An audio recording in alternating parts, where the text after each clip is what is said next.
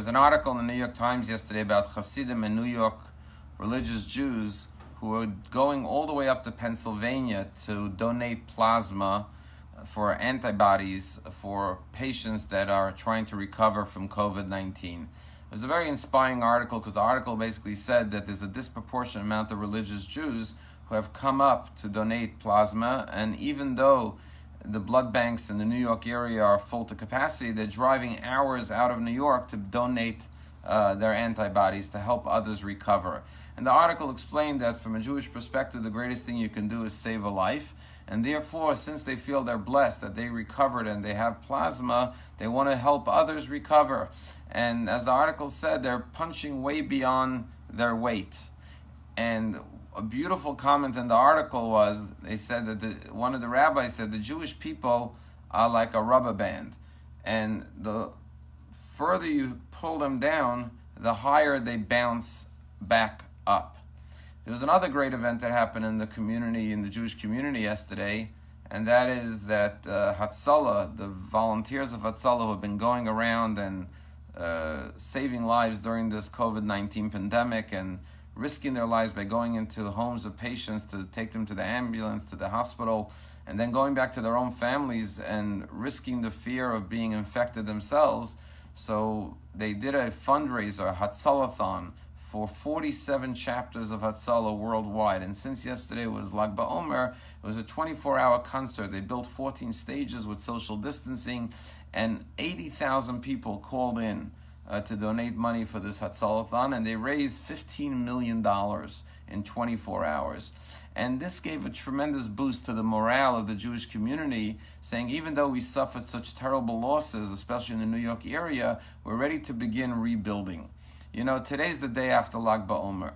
Now, Lag BaOmer, we know one of the reasons we celebrate is because the students of Rabbi Akiva died during a pandemic. In the second century, there were a lot of pandemics, unfortunately, and only 5 survived. And they stopped dying on the day of Lag BaOmer, and therefore it's a day of rejoicing. And the question is, if 24,000 students die, that's a great tragedy. Just because they stopped dying, is that a reason to celebrate? And the commentators explain something beautiful. They say they weren't celebrating the end of the pandemic, but the beginning of something new. Why? Because what did Rabbi Akiva do? He didn't fall into despair and depression after losing 24,000 students. He took his 5 surviving students, which was Rabbi Yossi, Rabbi Yehuda, Rabbi Lazar, Rabbi Shimon, and Rabbi Meir, and he began to teach them Torah anew and to ordain them so that they can go out and rebuild Torah amongst the Jewish people. And if not for this courageous act of Rabbi Akiva, of not looking back but looking forward, not despairing but living with optimism and hope, Torah would have been forgotten from the Jewish people. And the lesson is that sometimes we go through challenges and struggles in life, but instead of living life in the rearview mirror and becoming despondent and depressed, we always have to look forward. Lag BaOmer starts the new beginning of revival of the oral tradition of the Torah through Rabbi Akiva and his 5 students. And so today is the day after Lag BaOmer, represents a new beginning. And so too what we saw with the Hatzalah-thon, where $15 million was raised in 24 hours, and there was a day of singing and rejoicing. We were saying we mourn and grieve for the many, many tragedies and losses, but that will not keep us down. We will start to rise up again. We will live with hope, with optimism, with renewed vigor, and we'll rebuild and go bigger and stronger than ever before, and we'll replenish all those resources that were spent in the Hatzalah units when they went out on all these calls for the past 2 months, and we will build a bigger, stronger, more united, loving Jewish community. And that's the same thing with those plasma donors. They're going out and they're saying, yes, I was sick, but what good can I take out of it? I can take my plasma and I can donate it to help others recover. And they've been treating thousands of patients with it, and they're going to show that if I was blessed with the gift of recovery and the gift of having antibodies, I will now give it to the other. And that's a lesson all of us have to take to heart.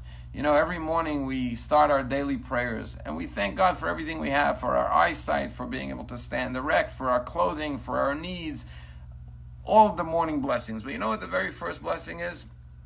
Blessed are you, God, Hanosel Asech Vivinu. You give wisdom, understanding to the rooster, Lahavchin ben Yom ben Lola, to distinguish between day and night. And the question is, first of all, why is that something so important to thank God for the rooster's crow in the morning, the alarm clock? Second of all, today we have alarm clocks. Why do we still have to thank God for the rooster? How many of us woke up with the rooster's call this morning? Third of all, what's the great wisdom of the rooster to distinguish between night and day? Lahavchim ben yom uven layla. And the answer is very profound. The answer is that the rooster crows before the dawn. It anticipates and it feels that the dawn is about to break. Anyone could crow, anyone could rejoice when things are bright and light. But when you're in the midst of the challenge, in the midst of the darkness, like we're still in this COVID-19, but we could already anticipate and feel the new light will shine. There will be a new dawn. And we could already begin rejoicing for anticipation of this hope and this new positive energy that will all emerge with this renewed vigor and dedication to each other, to our lives, to Hashem, to what it really matters and important in life, and to put aside our pettiness and our disagreements and to come together with unity and love. That is what is the wisdom of the rooster that we as human beings could learn from, to anticipate the new dawn. And let us hope we're on the dawn of a new era now, something better and greater than ever before, that all of these sacrifices and all of this pain and all of this tragedy will not be in vain, but we will emerge bigger and stronger as a result of these experiences that we all have dealt with for the past 2 months. There's a story told by Rabbi Abraham Twersky, who deals with recovering alcoholics, that he was once talking to a group of alcoholics in a rehab center. And he was talking about how a key to recovery is self-esteem and confidence and believing in yourself. And after his talk, one of the patients in the rehab center was an Israeli boy by the name of Avi. He raised his hand. He said, "Rabbi, beautiful talk, but how could I have self-confidence? How could I have self-esteem? I had a family and I had a job and I had a beautiful life, and through addiction of alcohol I destroyed my life. First I lost my job, and then I started stealing, and then I went through different challenges. I got divorced, I lost my family, now my kids are embarrassed of me, they don't even want to talk to me, I have no money left, I can't even buy birthday presents for my children because my bank account is overdrawn. How could I have self-confidence when I squandered and forfeited the beautiful life that God gave me through my addiction?" And Rabbi Abraham Twersky said to this young man, Avi, he said, when you walk by a jewelry store, you look in the window, you see a beautiful diamond ring.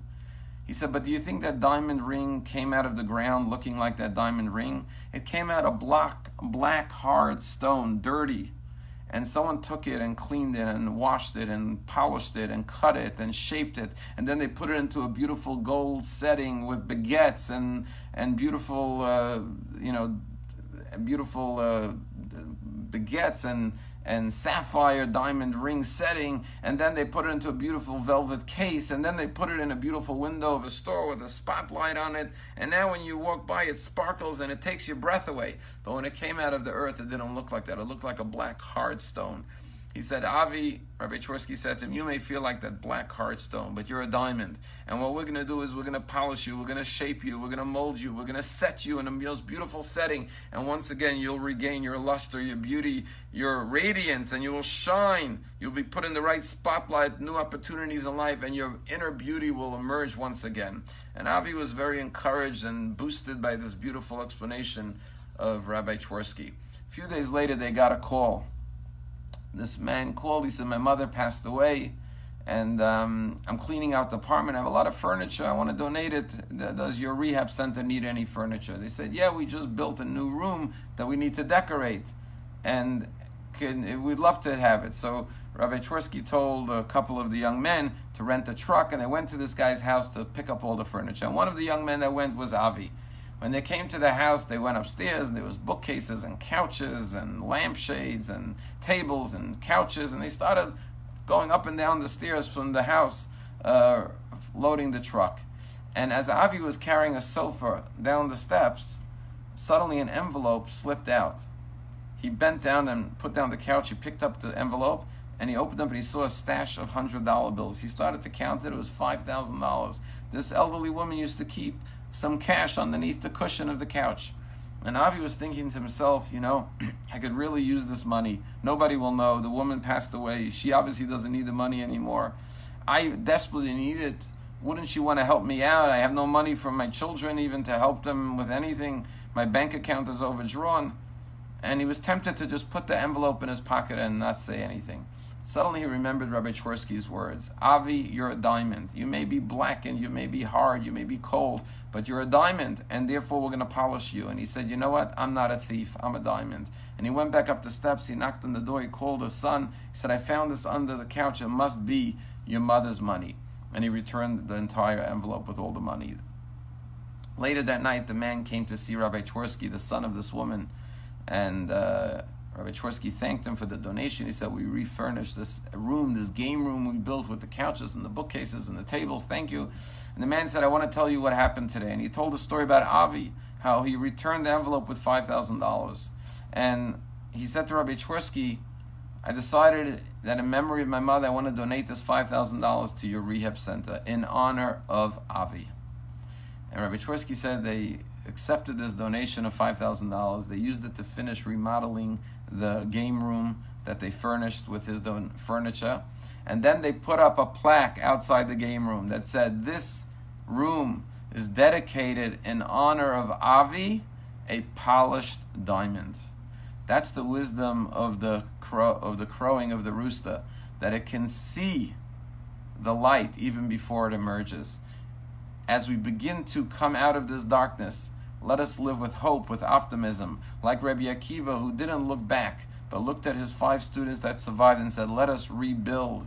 Let us snap back like that rubber band, that the more you pull it down, the more we bounce up. That's what we Jewish people know how to do. We've done this for centuries, for millenniums. We will emerge and rise up even higher and greater than ever before. Let us all live with that faith, with that hope, with that optimism, and with that courage. Have a wonderful day.